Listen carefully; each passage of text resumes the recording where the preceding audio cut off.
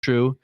I ended up here by getting stationed here as a Marine. And during my time being stationed here, I ended up, experiencing the community, doing a lot of stuff involving music, meeting people, kind of fell in love with Yuma. And other than living in Vegas for about a year or two, never left. Wow. Oh, so you got stationed there, or? I got stationed in Yuma. When I went to Vegas, it was something else? Yeah, it was after I got out. Okay. How was Vegas? Vegas is awesome. Was it? Yes. Why'd you leave? Ended up leaving to come back to Yuma. because Yuma's a great place. So yes. I'm shocked. Yeah, no, and so when you originally got here, what was the music scene like for you originally when you first got here? So it actually took me a little while to even be able to find it. Reason being is when I got here in 2003. So there wasn't really social media. Yuma was really, really small back then compared to how it is now. There's no mall, no anything like that.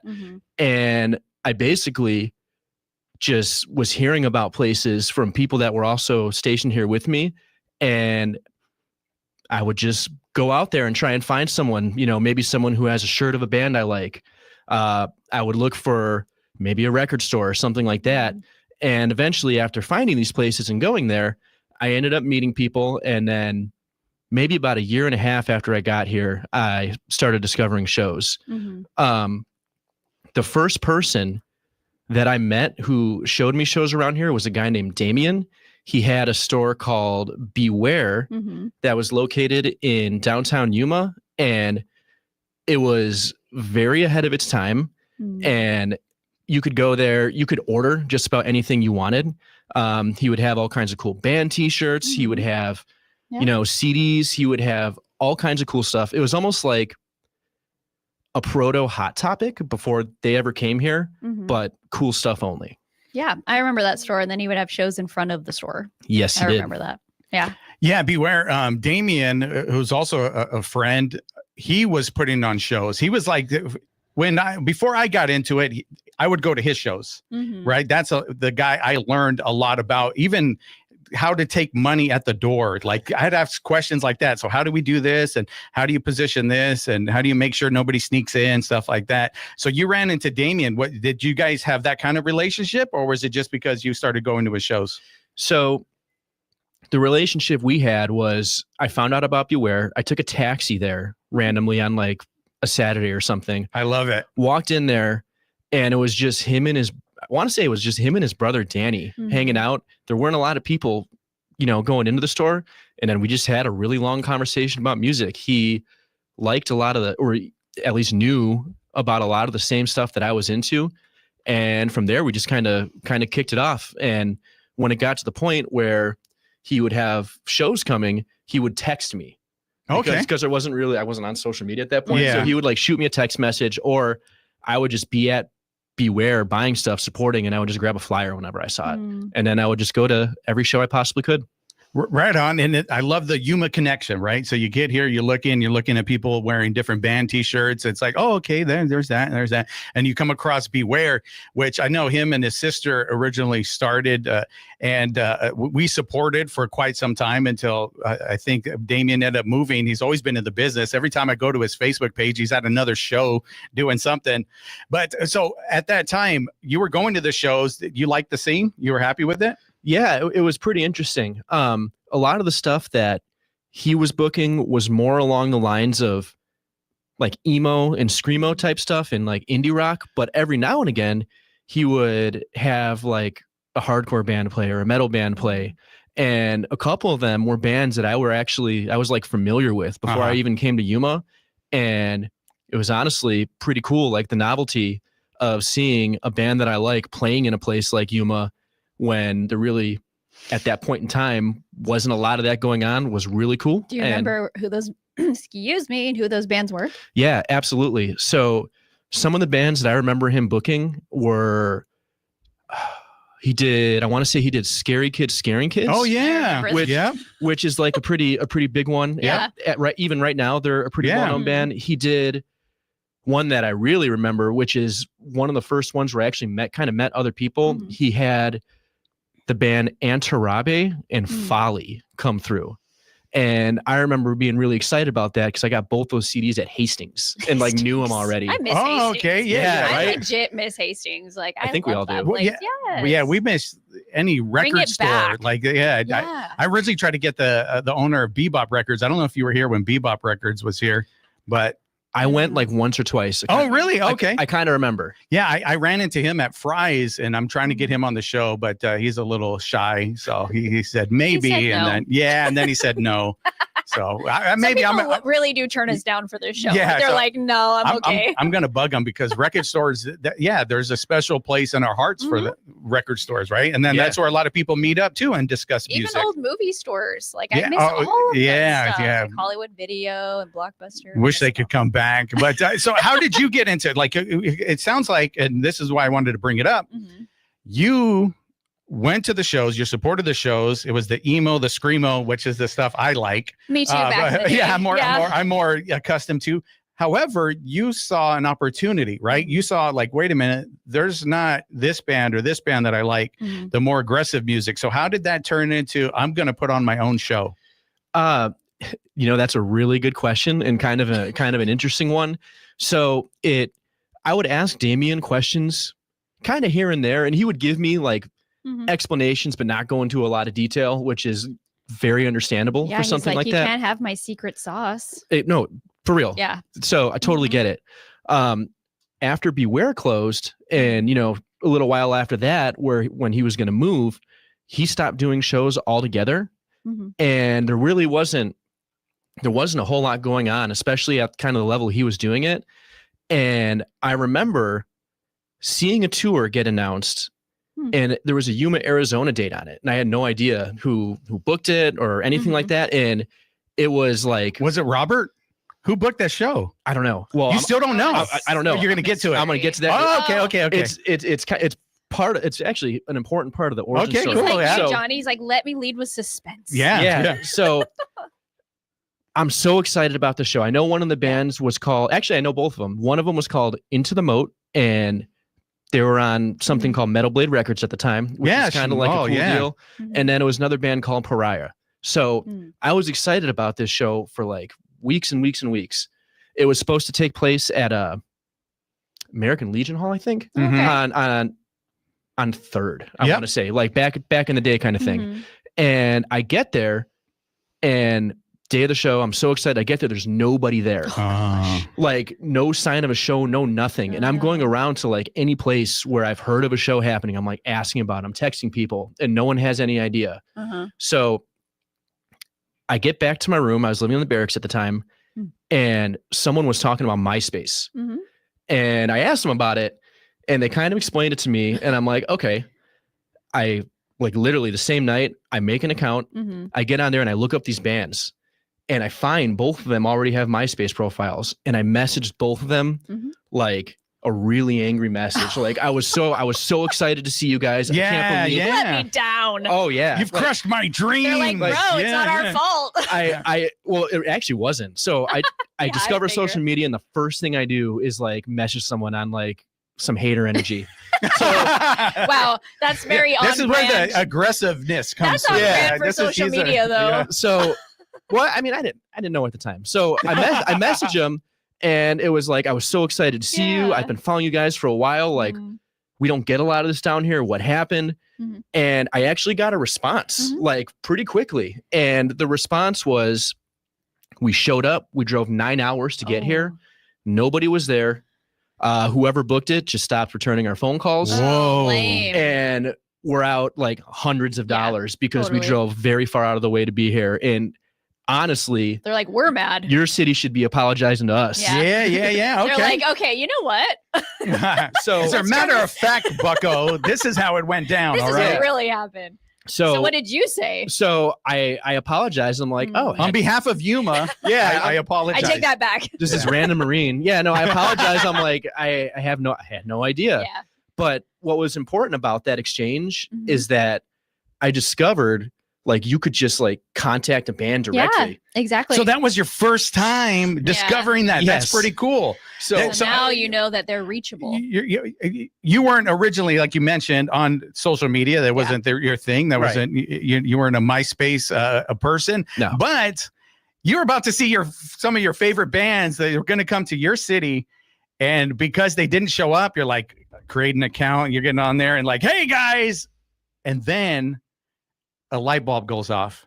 I can contact bands. Yes, that's exactly correct. And what's funny about it is I didn't even own a computer at the time. So like, Just using your phone. No, What were you Wait, doing? you didn't even have phones. no, I was back just then. I had a friend in the barracks who had a computer. I'm like, dude, I'm can use the internet for a while, and I would Like, just for what? well, he would sit with me, and I would Oh, just cool. go on there and find every single band I liked and just start DMing people. Yeah. Uh-huh. And I had no idea at all what booking a show like even looked like, what it meant. Wow. And I was just trying to like ask questions and kind of not punish these bands, but like just ask questions because they were responding. It's kind of cool. Yeah. Shortly after that, I found a place called the Black Rose Espresso and ended up someone did a show there. I went, talked to the owner, and he didn't even know me at the time. And I just asked him like, hey, I know how to talk to bands. Can I ever? That's how you lead in. Yes. Hey, come here. You're like, I know how to talk to bands. Yes. I basically, I'm like, I'm in contact with bands and I would really love to try and use your place to bring them down. And he gave me the go ahead, told me a price. I start reaching out to like my favorite bands, but I wasn't taking into account like where they were from or their location. Yeah. Okay. So there were bands from like Illinois. There were bands from like Northern California responding back saying, yes, that would be fun, but you would have to pay us a lot of money because we're not on tour and it just wouldn't make sense for us to go to Yuma, Arizona for one show like that. Yeah. So then another light bulb goes off, and on MySpace, they had a thing where you could look up regionally. I think it was based off of like zip codes, bands in a particular area. And I started looking up San Diego, Phoenix, anything that was like hardcore or metal related, and started reaching out to those bands. And then eventually started getting yeses and then booked my first show. Cool. Yeah, you know, and that's almost, it's very similar to how I started, because the same thing. But my light bulb moment was I would hear about a certain rapper come through town and get gas at a gas station, and was like, oh, I saw DJ Quick at the gas station, or I saw this person over here, and they were here. They were in Yuma. It's like, yeah, getting gas because they had to drive through. They're going to go to San Diego, or maybe go to LA from Tucson, something like. And then I'm like, wait a minute, they could stop here. And so then I started reaching out to people and saying like, okay, I know I can't give you as much money as these bigger cities, but if you would like to have another place to play on the road, and I'll get you a hotel room. And I booked a deal with hotel rooms, and I'll get you that, and you could be able to sell merch. Would you do it? And so I would just take the ones that were able to do it, and it got bigger and bigger. So very similar story. That's pretty cool. And people think like, you know, maybe it was like, this is your lifelong dream. You were into it. You learned how to do it, but it was real world DIY stuff. Yeah, it was as DIY as I think you could possibly get. And yeah, it just basically snowballed into something that I never really stopped doing. And what's interesting is, yeah, you mentioned the thing about, you know, having to pass through Yuma. People are familiar with it, you know, in that kind of a way. Is the first ever touring band I got was just through MySpace. And they're like, hey, actually, our Phoenix show got canceled. Can you book us in Yuma? Just pay us like $200. And I was like, yes, absolutely. So you have a company, or are you paying them like out of your pocket? Yeah. So the way I wouldn't call it, especially back then, it's definitely not a company. There was no real like structure. LLC. No, it was very much me throwing spaghetti against the wall and just like figuring it out as I go. Sure. And kind of asking questions, but just doing it. Yeah, no, honestly, just kind of going for it like pretty blind. Yeah. And I would learn more from each show. And basically the way the payment works is you just charge a cover at the door. You have an amount that is predetermined that you work out with an artist, or there's some type of a structure that's like a percentage. Okay. And then you just do what you say you're there going to you do. go. You That's honor like that. the key I didn't know. And Like, then hey, and back then you get on MySpace and tell Blow people it up. about it. Yeah, and hope Yeah. people show up. We're going to talk more. We're going to take a quick break. We're going to talk more about Jeff and his legacy here in Yuma and some of the big bands that he was able to get down and some of maybe his favorite moments. We'll talk about that and more after a quick break. You're listening to What's Up Yuma on 94.7 KOFA Border Radio.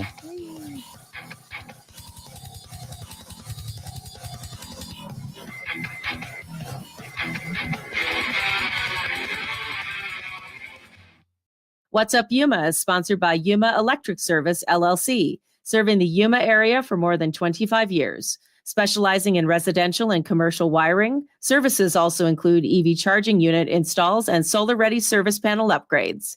Information and consultation appointments at yumaelectricservicellc.com.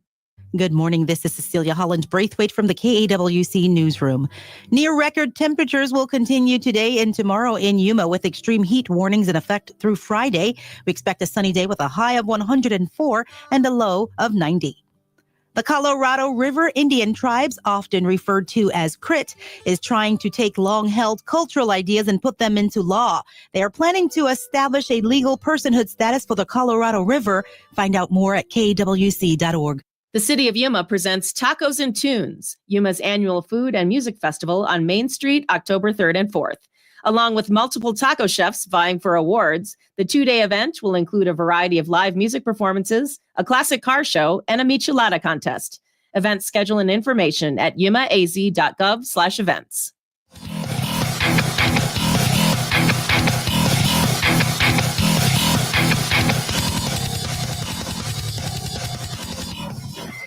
What's up, Yuma? Welcome back to What's Up Yuma Radio. We are here talking to Jeff Yuma, talking about shows and how he got started, the real DIY promoter.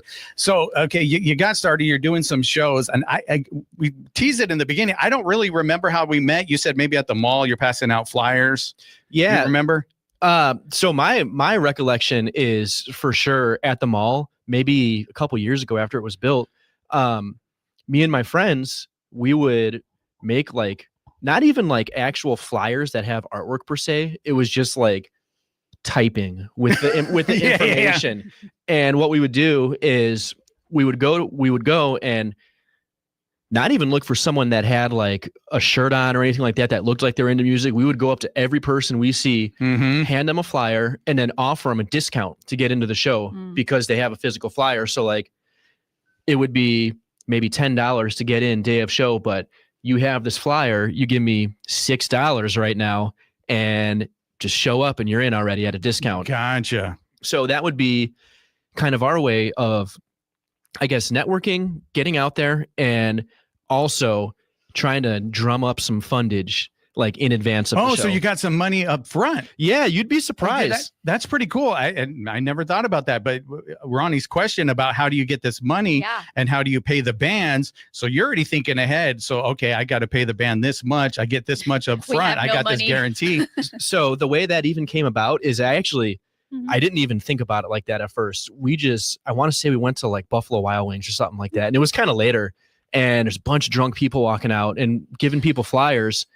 And a drunk guy's That's like, the best time. Yeah. And a guy's like, I'll take 6 of them. Like he was trying to like flex money or something like that. And I'm like, how about 10? And he goes, yes. He's like, no, how about 15? Yes. I love that. Yeah. Well, and it worked. And it worked. And then just never showed up to the show. Like, but you got his money. Yeah. Dude, he woke up not knowing what those things were. Where was I supposed to be? I paid money to some guy, but whatever. But you got them. That's a creative solution that came out of, again, a real world situation. Kind of. Yeah. I mean, that wasn't the intent. The intent was just so someone could be informed, because my thought process was like, not everybody has a MySpace, especially in 2006 Yuma, respectfully, and was just trying to find people that weren't necessarily on there. So like a big part of it would be going to like a Hot Topic, putting up flyers. I would go to Best Buy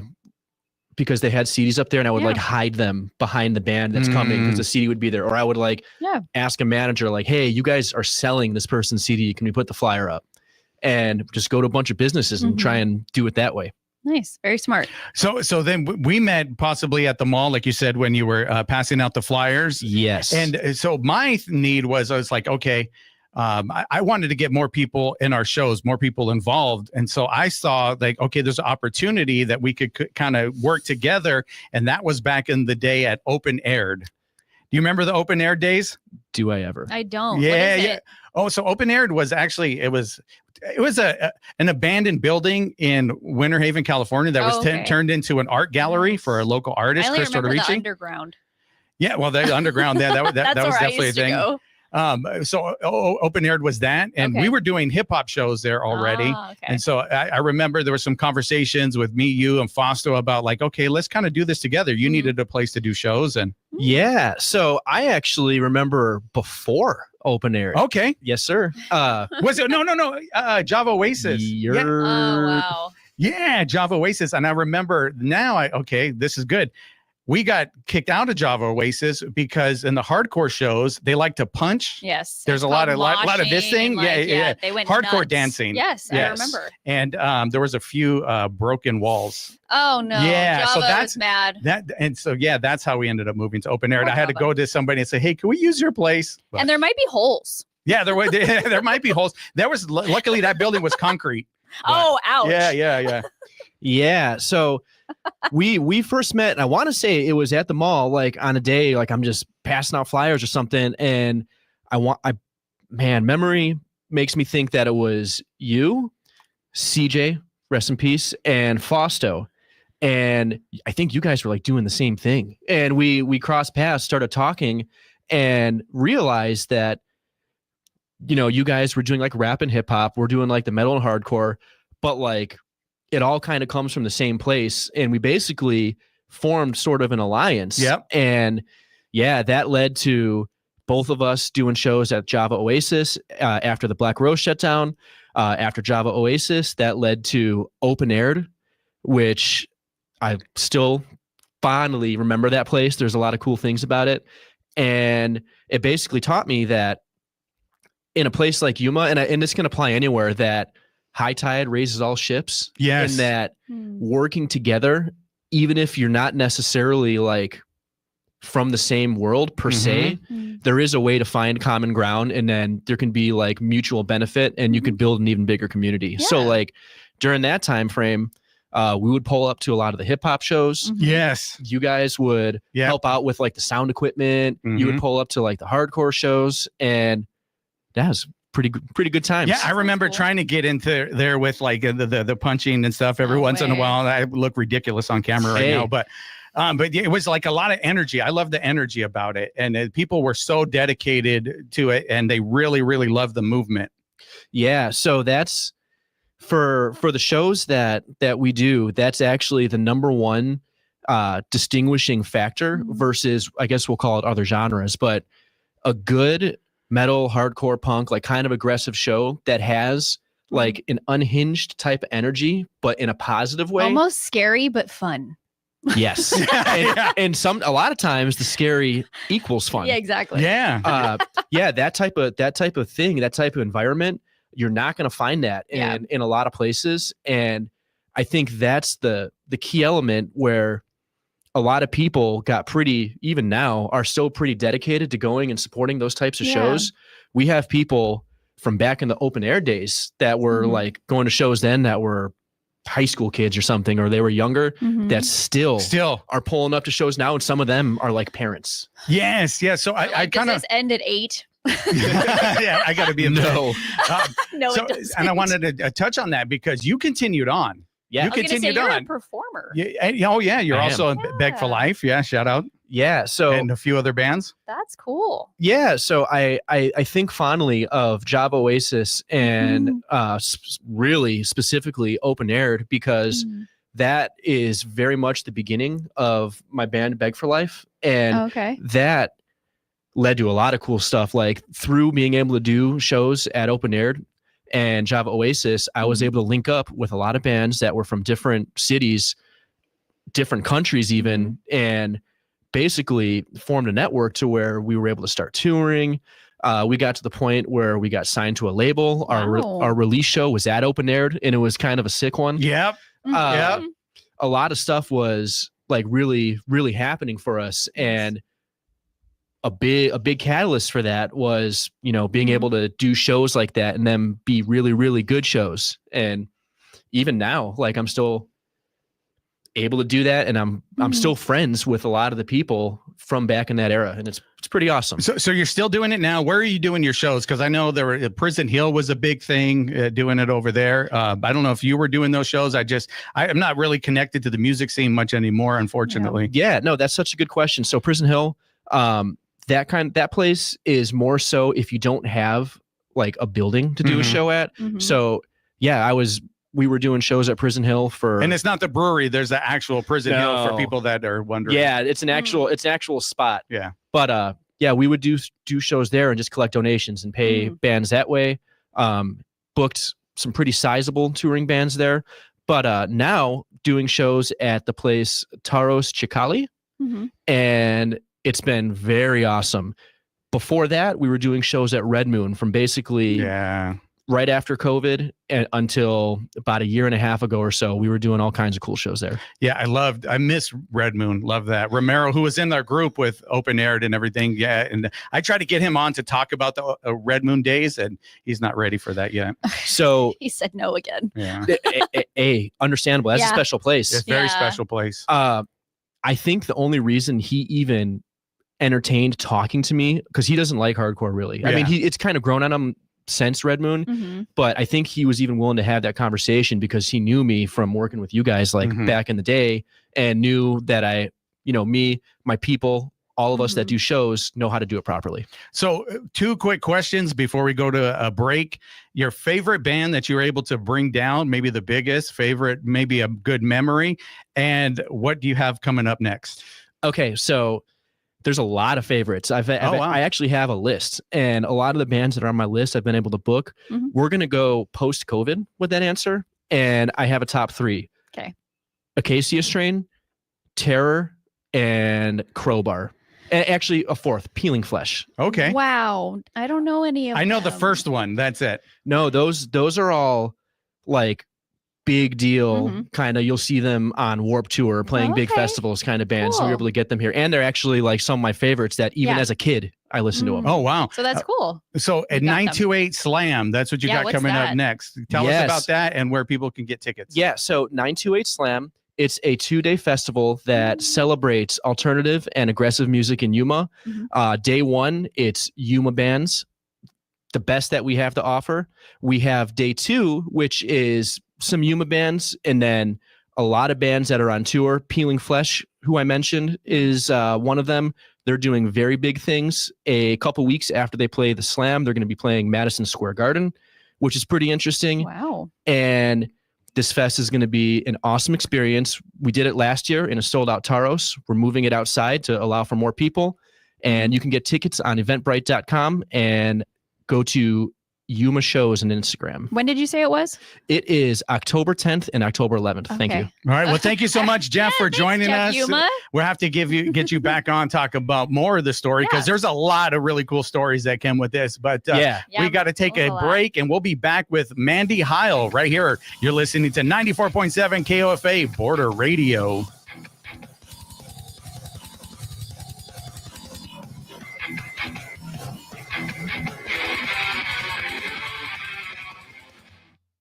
The KAWC Student Newsroom is funded by the local news initiative at the Community Foundation for Southern Arizona, the Scripps Howard Fund, and by generous local support.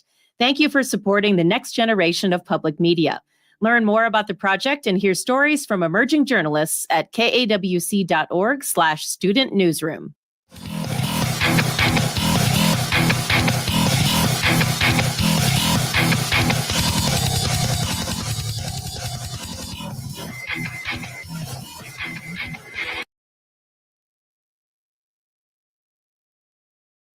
For KAWC News in Yuma, I'm Lou Gum.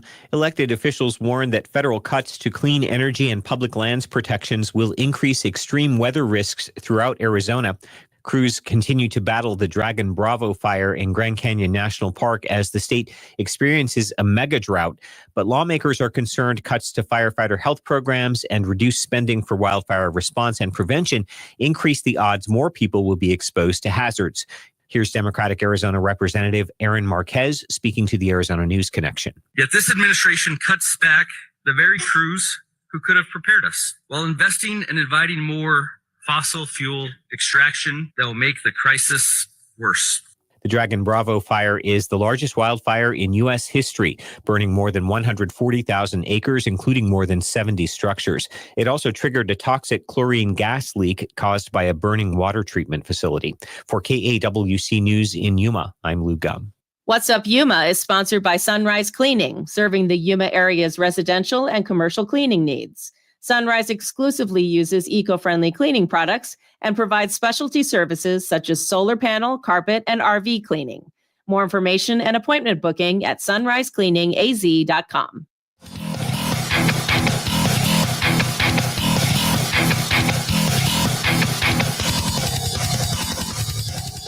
What's up, Yuma? Welcome back to the What's Up Yuma radio show. And as promised, we are here now with Mandy Heil, who is the Dean of Marketing and Communications. Did I get that right? Yes. Wow. Get a little bit closer or move the mic to you. There you go. Either one Perfect. works. Yeah, Okay. either one works. So honored to have you on the show. We're right here at AWC. That we use this facility here to do the show. The staff is amazing here. And so it's great to have you on the show. How long have you been in this position? In this position, about 6 years. 6 A years. little over 6 years, yeah. 6 years. And it was marketing and communication, something you've always wanted to do? Is this something you've grown into? I have grown into it. Oh, I okay. never, ever actually thought of marketing as what I wanted to do. How about communications? No, actually, I got my bachelor's in sociology and psychology, and then I wow. got my master's in higher ed administration. And so I worked at a university before this, and then I started in 2009 here at the college. I worked in the admissions office doing recruitment and outreach, and worked very closely with the marketing team. Wow. And a position came open, and I thought, well, Let's try. recruitment and marketing is very tied Similar. together. Yeah, I agree. Yeah, recruitment, however you say the word. But I want to say something. You said psychology and My bachelor's is in sociology. sociology Cool. and psychology. A minor in psychology. Minors. When the reason why I bring that up is because I was wondering if that played any part into marketing and communications, right? Understanding how people think, maybe. Yes. Yeah. Did that help you at all? I'm sure it has some Somehow, sort of effect maybe on it. subconsciously? Yeah. I think I picked it. I changed my major a lot of times, and I Yeah. landed in a sociology class. Mhm. I did it at the time when I was like 18, didn't know what it was. I And took I'm one like, too. I said, Yeah. oh, this is really interesting. Yep. And, it's more about, psychology looks at the individual and sociology looks more at groups and Culture. how groups. There's a lot of culture Yeah. learning. And so I was really interested in kind of how people Work. interact with each Mhm. other and work. And I initially chose it because I wanted to run a nonprofit at some point. And so, but then I just got really involved in higher ed, and Mhm. someone said, So that kinda took you over? can get your master's in higher ed, and you Yeah. can like make higher ed your career. And that's what I really love. And so in all of my higher ed jobs, really, I think the common thread is that I get to inspire people or get them interested in higher ed, tell them how great college can be and the transformation it can have on your life. And so, whether it's recruitment, outreach, I've done advising, I've worked in TRIO programs in housing, it's all about getting people interested in higher ed and then helping them be successful. Okay, so that was a part of the original position. You're Mhm. saying, so then now your new position, you had to figure out how to use that with certain mediums, which is like video, Mhm. your photography, logos, and stuff like that. Yeah. So what was that transition like, going from just going out there and telling people like, hey, this is a big deal, you want to be a part of it, to, okay, now I got to communicate this with certain mediums? Yeah. And so a lot of what we do is is showing the college experience in all different platforms, whether it's web, social media, working with our local media, help tell our stories. And so it was really just a shift. We're still telling the same story about how great we are, right? Yeah, but just shifting, how we do that. And I have a really super talented team. So I'm not actually the one who's good at photography or social media or all of that. I mean, I have bits of knowledge and all of it, but I get to lead the team that actually has all of that expertise and knowledge, and they're wonderful. Yeah, and having a great team is definitely the key to success. Absolutely. Having a great team and also a great leader at the head of that team. So you said 6 years now? About 6 years. About 6 years? Yeah. So how has your role evolved over this 6 years? How have things changed? We have grown. When I first had this job, it was director of marketing. It was director of communications and marketing.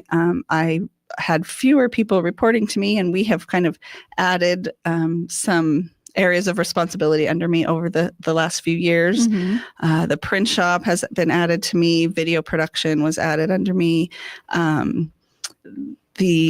What else? The merch store, which I would love to. Yeah, we're going to definitely talk about the merch store. That's been added, and so we've added some positions and things. So it has expanded, and I think just more and more and more social media and video becomes even more important for marketing and communications, and so it's kind of changed some of the way we do things. So yeah. And through that time, you've had to obviously adapt, and then you got more on your plate while you're figuring out like new things. Because even with social media, their algorithms change from time to time, and there's certain situations that you have to face, and you are able just to okay, I got the video department now, I got this department, and to be able to handle everything. Yeah, and having them all work together, right? When you look at our social media, you'll see elements of some of our photographers work, video work, our graphic designers work on there. And so all kind of collaborating together to make sure that what we put out there is cohesive and it's branded and it tells the story. And, social media, we have to balance being informational and also being fun and social. Exactly. Keeping social media social. And really, because that algorithm doesn't care how informational you are. No. If you don't engage, then. If you don't engage, if you don't stay relevant, if you don't know the trends. We're really, really lucky to have 3 now this semester, 3 student marketing assistants that help with our social media content. And it's just really great to have that student. You're like, yay, I don't have to do it. They can make sure that we stay relevant, that we're on top of trends, and they come to us and hey, this is really trending right now on social media. We should do it. So yeah. Well, I don't want to change the subject. I'm just curious. Are you from here? I have lived in Yuma almost 17 years. Where are you from? I moved here from Colorado. I'm originally from California. I moved to Colorado in high school and did high school and college and my master's degree in Colorado. Okay.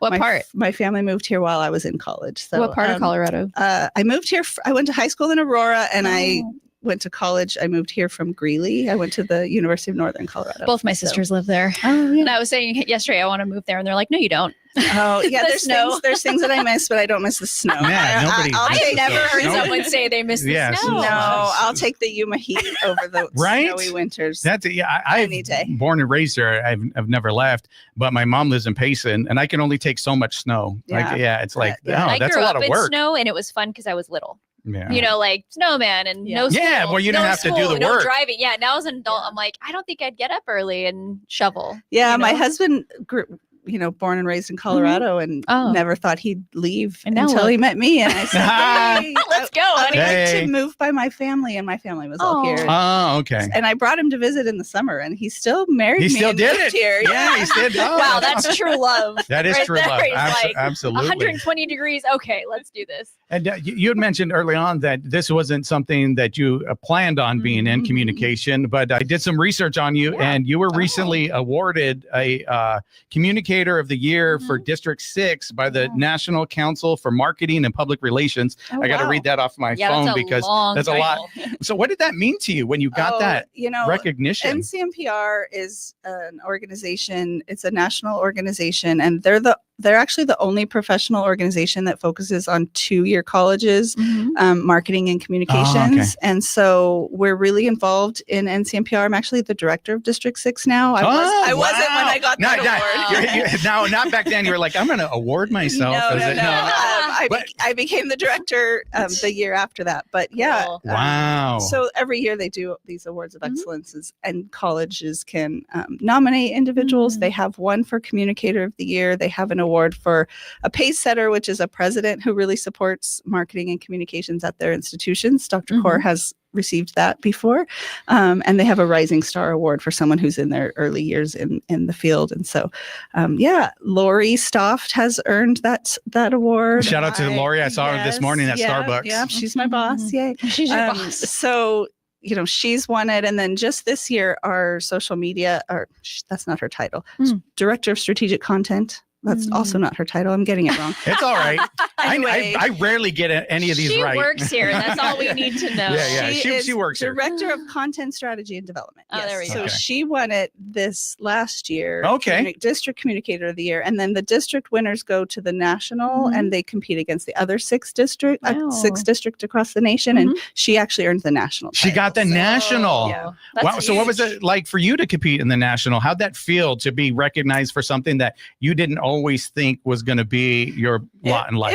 It was really, I think it helped me see like, okay, maybe I never knew that marketing was going to be my thing. I didn't get a degree in marketing. It wasn't my original career path. And so getting involved in NCMPR and seeing that other people in this field see what I do and think I do a good job was really kind of validating for me. Yeah. So validating. And then you said within a year or like about a year from being nominated to now you're the leader of it, the director. Yeah. Okay. So then what was that like when you be asked, you get asked like, okay, you want to be our director? I applied for it. I applied for the position and then was selected to be the District 6 director. And so what does that entail? So that entails kind of our district is, I'll try to remember all the states. I'm not going to get them right, but we're like California, Nevada, Utah, Arizona, Hawaii,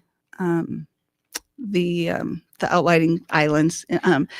And so engaging with members, making sure they're getting, connected to the national organization. One of the main things we do is put on a district conference every fall. And so we're in the midst right now of planning that conference. Yeah, fall's right around the corner. Yeah, this October will be my my 3rd conference as the director. And so it's fun to put on a conference and plan things that we know that people in our roles in our field need to learn about and learn from each other. And so I've met so many really successful, cool people that do what I do or similar to what I do at other colleges. And so, we have group texts and things that we're able to say like, hey, what do you guys do about this? Or how do you handle these things? And it's really, you can't do it alone. It's a great organization. Where does that take place? The conference? We rotate. We kind of choose a different place within our district every year. So my first year as director, we did it in Palm Springs. We did it in Tucson last year. And this year we'll be in Vegas.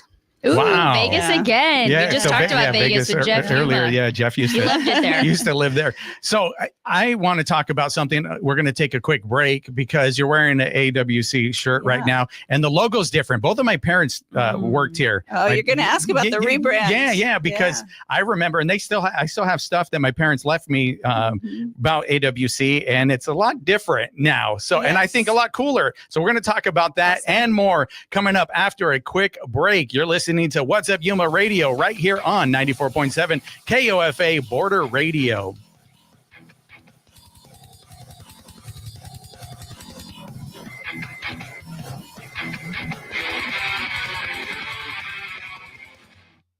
The Yuma County Library District provides activities and resources at its branches for people of all ages.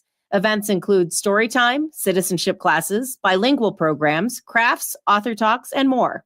For more information about the activities and calendar of events, plus other in-person and online resources, visit yumalibrary.org.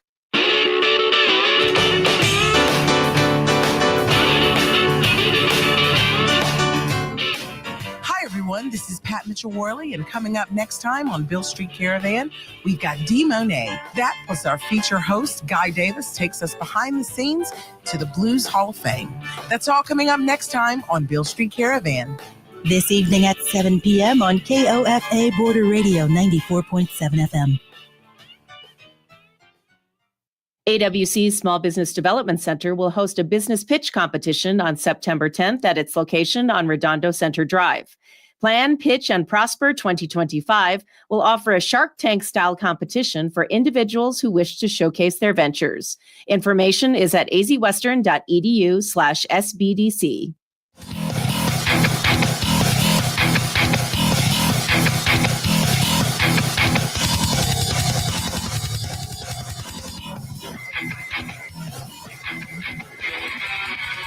What's up, Yuma? Welcome back to What's Up, Yuma Radio. We are here talking about marketing, communications, and before I left to the break, I noticed her shirt, and like I said, I was around a lot of AWC stuff. My parents both worked here. My dad was a plumber here until he retired. My mom worked in the accounts receivable, and the logo's different now. And I think, if I did my research correct, that was under your watch. It was shortly after I took on this position. I think it was really a couple years in. Yeah. So shortly after, you're kind of thrown into the fire, and we're going to rebrand this whole thing. Was that something you came up with, or is that something it was decided? Can I ask why?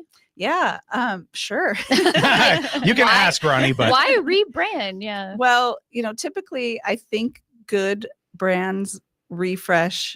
We say 8 to 10 years or so. Okay. And it had been, when I stepped into this position, it had been about 8 to 10 years.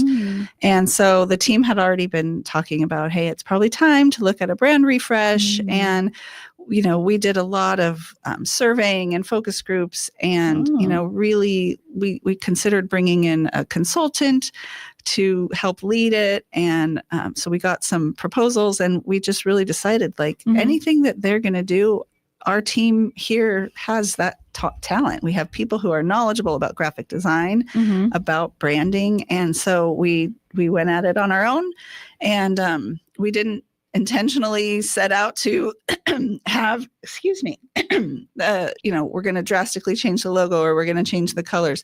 Okay. So that wasn't at first. We knew there was something going to happen, a rebranding, but... So, is this the old one? That is the old one. one. Okay, I literally had to look it up because I don't know. It's Yeah. like I still have, it's like the sun and the mountains. Yeah. And people loved that logo. It is pretty. And so, we did try to tread lightly, because we knew that there's history and there's nostalgia, and not everybody's going to love change. And so, but there were, working with a team of graphic designers who have been doing it for a very long time. They're like, we have some challenges with working with this logo. And so how can we have, and really going into it, we wanted to have a crisp, bold, clear logo that could be scaled up, scaled down.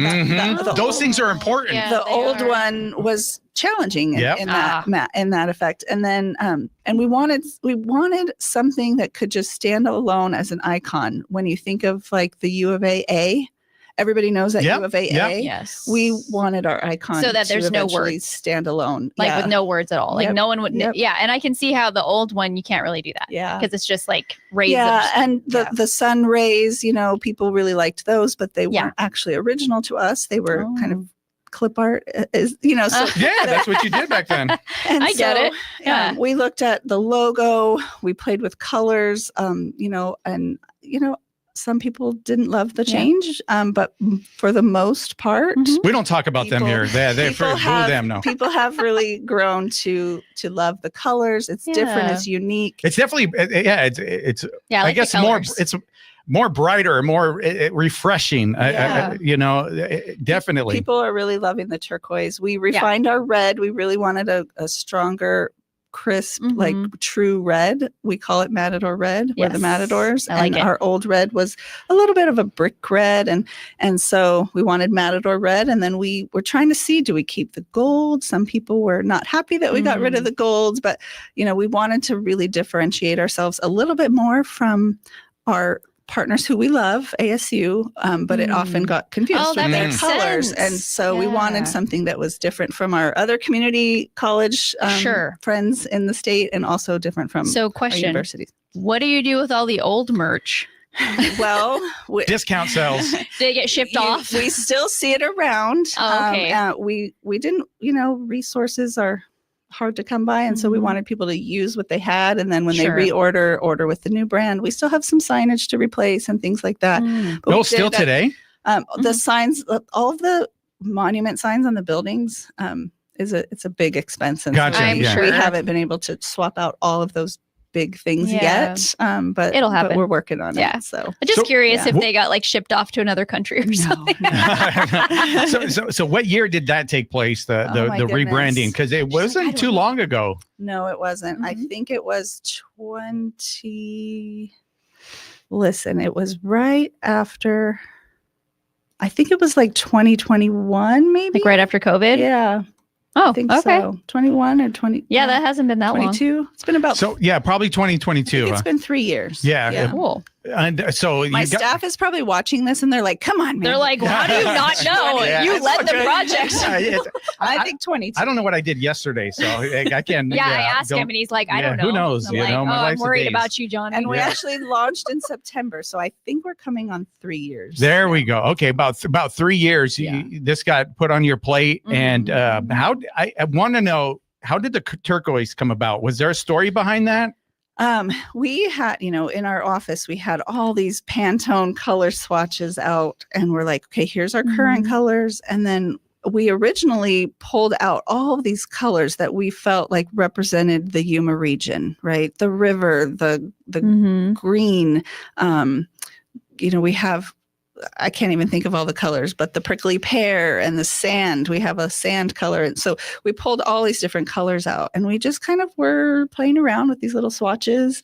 And we tried, what if we added black? What if we tried all these Yeah. different combinations. And one day, look, my best thinking sometimes comes to me in the shower. Okay? Yeah, absolutely. And so one day I love came Yes and in, amen. and I was playing with the swatches, and I told my staff, I'm like, what if we did this? And I pulled the turquoise up with the red, and everybody was kind of like, whoa. That looks When nice. you said, Yeah. when you just say, what about red and turquoise? People are like, really? Yeah, Yeah. like But that. when you see it together, It looks good. and people have really loved the turquoise. We actually have to tell people Mhm. sometimes, like, red is still a color. You can't just use turquoise. Yeah. It's still, Yeah. our colors are the two together. And Mhm. red is actually, we want to be more dominant Mhm. because we're the Matadors. That's the we legacy. want red That's the to be legacy part the of it, main yeah. color. And then we call it sky stone, the turquoise color. 'Cause Okay. we really kind of researched what different names the stone turquoise is called. Mhm. And so that was one of the names that turquoise Well, stone turquoise had. has a connection to Yuma as well. Mhm. You know, a lot of the jewelry and Yeah. Or absolutely. Native So- American Native population. that's Yeah. exactly. That's honestly what I was thinking. And, Yeah. Well, and that's And what I I was like it. thinking too. So it's like, Yeah. I think it was pretty cool how they just came to you, but it was still part of our tapestry. It was already in our group of colors that we Mm-hmm. had pulled out as kind of regional colors. And so if you regional. There you okay, yeah, perfect. And so okay. if you look at Mhm. our website, at our branding stuff, our secondary palette still has like orange that we think represents the sun. We Mm. still have a green. We still have Mhm. a sand color. We have the prickly pear color. So we have these regional colors as a secondary palette. Yeah. And people are like, can I use those colors? Well, those are kind of reserved for the marketing team to Mhm. use and different That's a things. no. And so, yeah, so Well, I You're think like, we, no, but you we do can't. have them Yeah. and we use them in different I think ways. you and your team did a great job, Yeah, and thank I've been in marketing for years, and so I was watching. I'm friends with Travis. Shout out to Travis. I yeah. absolutely love that guy. And so I was watching him as he would post stuff on Facebook and do Mhm. like little stuff. And I was like, watching, okay, Yeah. what are they going to do? And I'm kind of excited about the whole thing. And I think you guys nailed it. Thank you. Yeah. Yeah. I It's love really to pretty. hear that. Thank you. Yeah, absolutely. And so with coming up with the new logo, rebranding, you got merch, Yeah. right? Merch is a part of it. And there wasn't originally a merch store here. So tell us No. how that developed. And was it your Yeah. idea? Well, it's kind of not Totally. originally. Okay. And I just have to say, I think that one thing that we saw that told us, okay, we did okay with the rebrand is when people started really wanting to wear it. Wanting to get the Like, merch. If Okay. they want a hat with it, Yeah, a yeah, logo yeah. on it, like I think we did okay. So Mm-hmm. the merch store came to be, we that could be a whole show in itself about why we kind of You got 5 minutes. ended the 3 minutes, bookstore. but yeah. Well, we kind of broke up with the traditional bookstore model. and Because, so right- I totally we don't- remember having yeah. a bookstore when I went here, and so Yep, yes, we had our bookstore, and then we've kind of it went that's online. a long story. Yeah. And now we don't have a bookstore. We don't have a Yeah. traditional bookstore. I remember. Students can kind of choose Yeah. where to buy their books online. They Yeah. figured it out anyway. That they were buying them online anyway. Yeah. And so we're like, okay, we're not going to have a bookstore. We still had the space here in the MAC that was intended to be kind of a bookstore kiosk. Gotcha. When we got rid of the bookstore, Yeah. people were still like, but where do we get the merch? The bookstore did sell merchandise. Mhm. I have to say, though, that the marketing team was never involved in choosing the merch, designing it. And so we never Yeah. fully loved everything that Exactly. was in there. Sure. They slap our logo on things, and it's just not what we. Yeah. It's not Yeah. what you Now want, what you yeah. envisioned. And Yeah. so when people are like, where are we going to get merch? I remember talking to Lori and really kind of pitching our case. Like, Mhm. I think that we could do it ourselves. I think we can run a merch store. Yeah. My team is up for the challenge. We really would like to design the merch ourselves, Wow. order the items, pick out what thing, and we've surveyed, we have feedback forms, and people are always telling us, bring this and try this. Yeah. And, I have designers who are just really cool about like, let's not just slap the logo. They're like, let's, design some other things. love and that. so the merch store opened in March, just this past March. Oh, really? And it's right here in this building, Yep. in the Mac store. Yeah, we've- I'm in gonna the Mac go look building. at it. Is it Um, open now? Because school's in. So It is open. We were open all summer. We're Oh, a okay. little slow, but it's right out here. We're open Monday through Thursday. Is it just called the 10 merch to store? What's it 6. called? It's called Matador Merch. Matador merch. We're open 10 to 6, 4 days a week, and we are like, this is our newest shirt. Looks great. We're right now, when our fiscal year rolled over in July, we were able to order new stuff, and Mhm. so we've got some stuff still coming, some things in the works. And I'm Well, me really and Johnny excited to love free bring stuff, in. so. And so yeah, it's right over there. We've got bracelets, we've got lanyards, we've got hats. we're going to go shirts. check it out. So, yeah. Absolutely. I want a free shirt. I have a question again. What's the number? Oh, it just opened. You probably don't know, but what's the number number one one? item? Yeah. I could probably answer that question. There is a shirt. We call it the faux seal shirt. It's Okay. a really soft material shirt. It has this really cool kind of faux seal design on it. That Mhm. one has sold out, and we've reordered it twice. And so, Mm. So the people shirt- are loving shirts are that one. Yeah, popular. the shirts for sure. I'm sure you have like cups and pens. And then there is a turquoise mug. It looks like a camper mug Oh. that is not metal, it's ceramic, but it looks like a camper mug. People like that. love that Cool. one. So we're definitely going Yeah. to go check it out. Yes, and we will. congratulations on Thank nailing you. the rebrand and We getting didn't the even merch. talk about the mascot. Oh, yeah, we next did. time. Next time we got to have you back on. Absolutely. Because like you said, we could go into a lot of detail Yeah, about right. the merch alone. So thank you so much. We'll have you Thank back you. on. We appreciate you. And with that, What's Up Yuma Radio is a production of KAWC Colorado River Public Media. We broadcast from the studios in the Matador Activity Center at Arizona Western College, right by the merch store. We want to thank our engineer, Talon Gonzalez, along with Anthony Arnales, Juan Garcia, Dave Reek, and Cecilia over here. And you can find out more about KAWC at kawc.org, on Facebook at KAWC Radio, and on the KAWC app. And stay tuned following our program for KOFA Midday Music. And on tomorrow's program, we're going to be joined by two guests at first, Martha and John, and they're going to talk about this holistic type of Chamber of Commerce thing that they put together. I don't know It'll much be a about it. journey. It'll be an interesting Yeah. show. And also Willie, my man Willie, who is an Yeah. announcer. Awesome. You can listen to the podcast version of our program and check out past episodes at kawc.org/podcast/What's Up Yuma Radio, and email us at whatsupyumaradio@gmail.com.